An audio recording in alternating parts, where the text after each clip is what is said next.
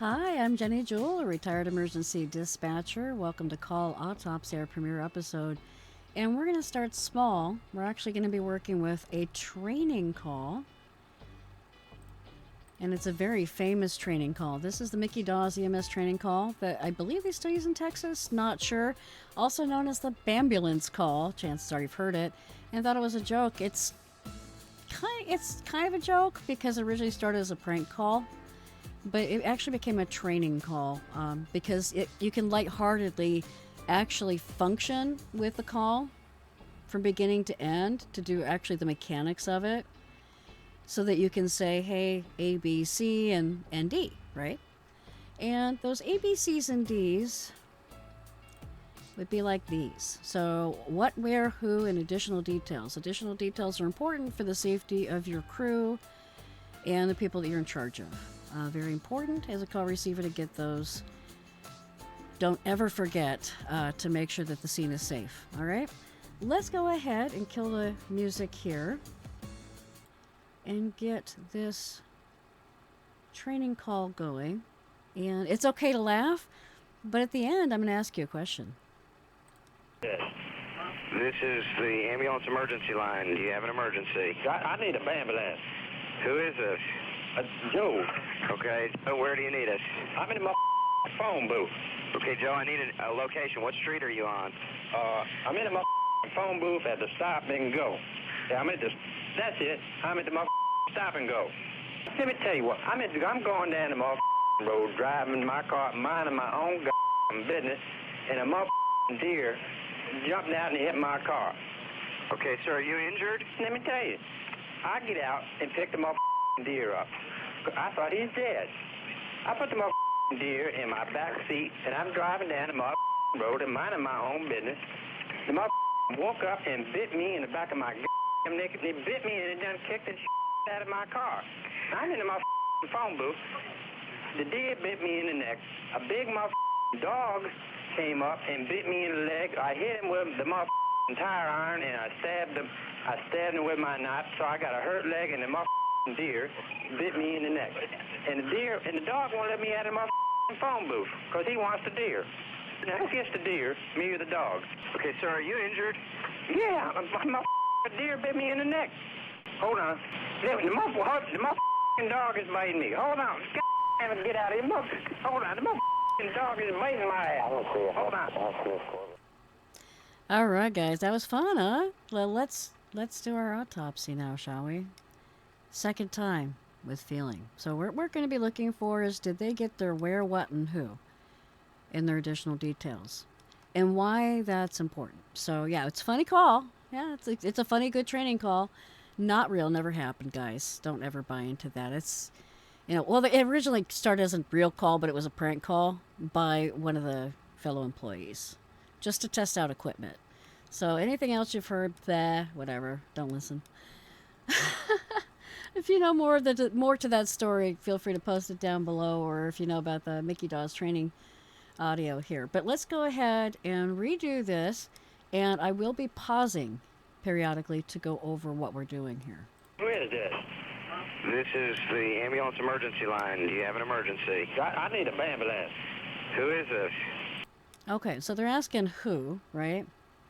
So I don't know if who is coming out because the person thinks it's a prank call, or if that's part of their list. Now, I'm going to tell you straight out, every call center is different with the order that they script out to get these.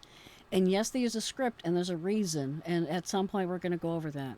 We can go over it now. The reason for the scripting is to make sure everybody gets the proper care in the quickest way possible, like the right help at the right time in the right place. So anyway, so it's kind of getting a who. Joe. Okay, so where do you need us? There we go. We got a where. I'm in my phone booth. Okay, Joe, I need a location. What street are you on? I'm in my phone booth at the stop and go. Yeah, that's it. I'm at the stop and go. Okay, so now we got our where, and you can kind of hear, or you should be hearing typing in the background when you hear this, because they're building the call. Let me tell you what. I'm going down the road, driving my car, minding my own business, and a deer jumped out and hit my car. Okay. Is that a what that was asked for, or was that a what that was given? Think on that one. Okay, sir, are you injured? Let me tell you, I get out and pick the motherfucking deer up. I thought he was dead. I put the motherfucking deer in my back seat, and I'm driving down the motherfucking road and minding my own business. The motherfucker woke up and bit me in the back of my goddamn neck. He bit me and done kicked the shit out of my car. I'm in the motherfucking phone booth. The deer bit me in the neck. A big motherfucking dog came up and bit me in the leg. I hit him with the motherfucking tire iron, and I stabbed him with my knife, so I got a hurt leg, and the motherfucking deer bit me in the neck. Okay, so right now you're supposed to be on the train of what he's giving you. This is where you're getting additional details, and you might actually need to call for mutual aid or mutual support. So this is for EMS training. If you're in EMS and you hear things like tire iron or knife and stab, you're going mutual with PD or whatever the local jurisdiction would be. So that's why that part. All right, let's go ahead and hit the play again. And the dog won't let me out of my phone booth because he wants the deer. Now, who gets the deer, me or the dog? Okay, sir, are you injured? Yeah, my deer bit me in the neck. Hold on. The motherfucking dog is biting me. Hold on. Get out of here. Hold on. The motherfucking dog is biting my ass. Hold on. And yeah, this is funny, but the weirdest calls come in. I am not going to lie about that. There are some and I am speaking from experience, but the other thing I'm going to be doing in this series is not speaking my experience. So I believe in sub rosa. Everything that we look at on my channel is going to be publicly available information that has come out in the media, that was either PIO request for my personal PIO request or PIO requests for like news agencies where it's already been published. I'm kind of favor using the news agencies because that's very, very publicly published at that point. So, but yeah, there's not going to be any, you're not going to see any gore. I don't do that. We're just analyzing an autopsy of the call.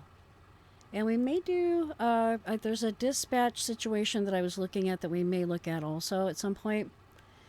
But call autopsy is going to be just call receiving only.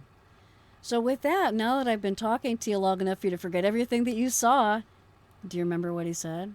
Don't rewind. Do you know the who, what, where, and additional details? Do you have enough information right now to know that you would have had to have sent all kinds of people to this Bambi call? And where I was working, we called them Bambi calls, and they happen all of the time. The last part on that I do want to point out because I didn't address it before. When they ask you for legal advice, no matter what it is, you can't answer that question. So, who gets the deer, me or the dog? You can't answer that. No.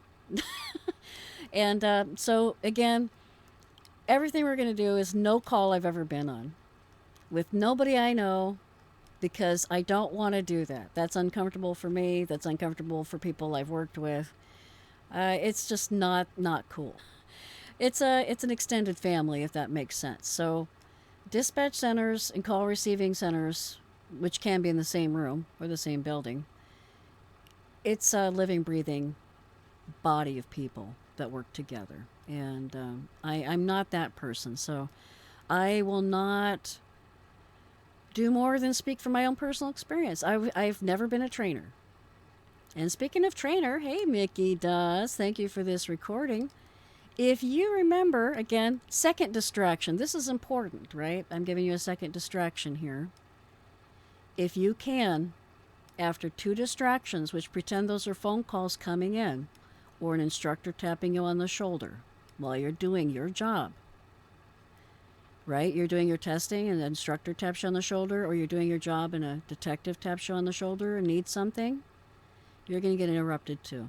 So hopefully this gave you a little bit of a taste with the training here. Originally this recording is for EMS and to teach them to know when they need help. Sometimes the helpers need extra help, right?